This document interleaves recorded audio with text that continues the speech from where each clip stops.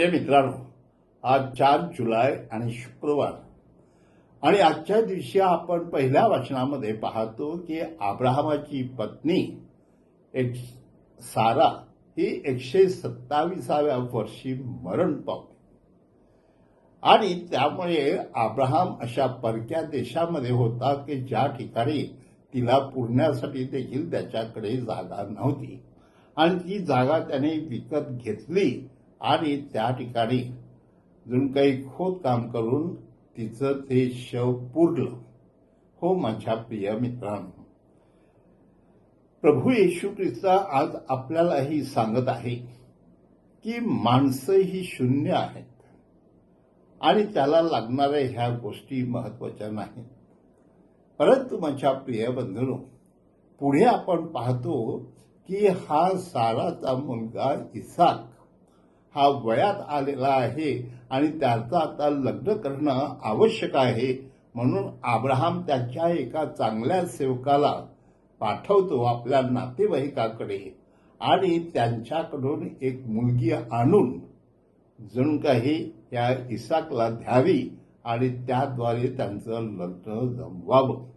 हो माझ्या प्रिय बंधू भगिनींनो, अब्राहमाला जणू काही परमेश्वराने सांगितलेलं होतं की त्याच्या जीवनामध्ये ही जी ईश्वर प्रेमाची जी निष्ठता आहे ती त्याने राखावी. म्हणजे बाहेरची मुलगी करून अन्य धर्मीय व्यक्तीने त्याच्या मुलावरती वाईट परिणाम करावे आणि तो देखील ईश्वरापासून दूर जावा हे अब्राहमला नको होतं. आणि म्हणून अब्राहमला वाटत होतं की आपल्या धर्मातील आपल्या श्रद्धेतील एखादी व्यक्ती असावी आणि तिच्याशी त्याने लग्न करावं. हो माझ्या प्रिय बंधू भगिनींनो, त्याचप्रमाणे झालं आणि त्यानंतर त्याच्याच नात्यातली एक तरुण स्त्री जिला आपण रिबेका म्हणतो, ही रिबेका त्या ठिकाणी पोचली आणि तिच्याबरोबर हा इसाक लग्न करतो. हो माझ्या प्रिय मित्रांनो, जी एकनिष्ठता आहे, श्रद्धेची निष्ठा आहे आणि देवावरील जे प्रेम आहे ते टिकवण्यासाठी कोणकोणते मार्ग आपण अवलंबवावे हे आपण आज अब्राहमापासून शिकलं पाहिजे. त्याचबरोबर आजच्या शुभवृत्तामध्ये आपल्याला एक महत्वाची गोष्ट सांगितलेली आहे आणि ती म्हणजेच येशू देखील आपल्या मित्रांकडे जातो आणि तो फिरत असताना त्याला जकातीच्या नाक्यावर एक मनुष्य बसलेला पाहतो.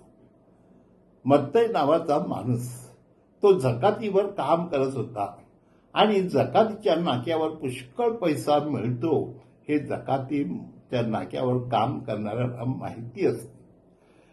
परंतु येशू त्याच्या डोळ्यात पाहतो आणि त्याच्या नजरेशी नजर भिडवून तो जणू काही त्याला आमंत्रण करतो आणि सांगतो, मत्तई माझ्या मागे ये. आणि त्यावेळेला मत्तईने त्याच्या डोळ्यात काहीतरी पाहिलं होतं आणि ते त्याला वेगळं वाटत होतं आणि म्हणून तो लगेच आपला जकातीचा नाका सोडतो, ती नोकरी सोडतो, ते पैसे सोडतो, सगळं काही टाकून देतो आणि येशूच्या मागे जातो. म्हणजे ह्या मागे त्याचा कितीतरी मोठा त्याग होता, परंतु तो त्याग त्याने आनंदाने स्वीकारला आणि येशूच्या मागे जायचं ठरवलं. हो माझ्या प्रिय मित्रांनो, ह्या ठिकाणी आपण पाहतो की जेव्हा परमेश्वर एखाद्या माणसाला पाचारण करतो तेव्हा त्याचं पाचारण खरोखर हे आदराचं असेल, प्रेमाचं असेल तर त्यांनी सगळं स्वतः त्याग करावा आणि येशूच्या मागे जावं हे आज आपल्याला मत्तईकडून शिकायला मिळते. आणि म्हणून मत्तई जणू काही आपल्याला सांगत आहे की त्याने ईश्वराचा सगळ्या वस्तूचा त्याग केला, पैशाचा त्याग केला. त्याबरोबरच जे जे लोक त्याच्या विरुद्ध होते आणि सांगत होते की तुझा प्रभू येशू तो ह्या अशा लोकांबरोबर का जेवतो, पापी लोकांबरोबर का जेवतो.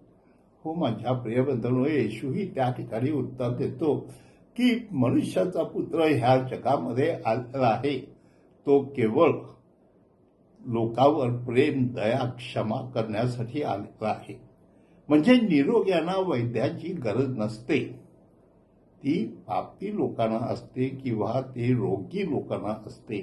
आणि म्हणून त्यांना दया दाखवण्यासाठी आणि त्यांना जिंकून घेण्यासाठी प्रभू येशू ख्रिस्त आलेला होता आणि आजही आहे याची जाणीव आपल्याला करून देत आहे. म्हणून आपल्या ह्या परमेश्वराच्या बोलावण्यामध्ये आपण खरोखर एकनिष्ठ असलं पाहिजे आणि खरोखर आपण त्याचा विचार करून त्याचा स्वीकार केला पाहिजे, हे आपल्याला मत्तई सांगत आहे.